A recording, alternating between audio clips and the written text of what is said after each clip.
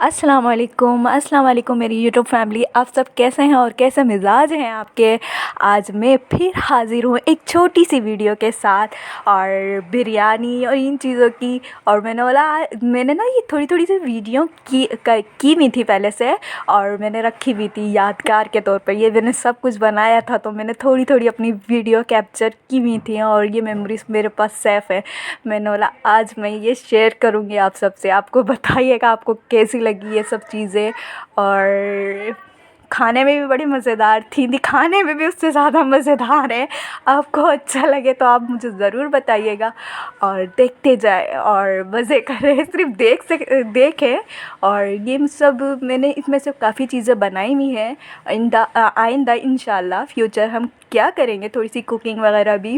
ابھی تھوڑی سی میں کوکنگ نہیں کر رہی، اور میں نے بولا کہ آج میں تھوڑی سی شیئر کروں. یہ کسٹرڈ وغیرہ میں نے بنایا تھا.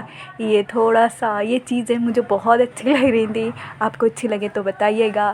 اور اسی دعاؤں کے ساتھ مجھے دیں اجازت، اور اپنا بہت زیادہ خیال رکھیے گا، اور دعاؤں میں یاد رکھیے گا، اور موسم انجوائے کریں. اللہ حافظ.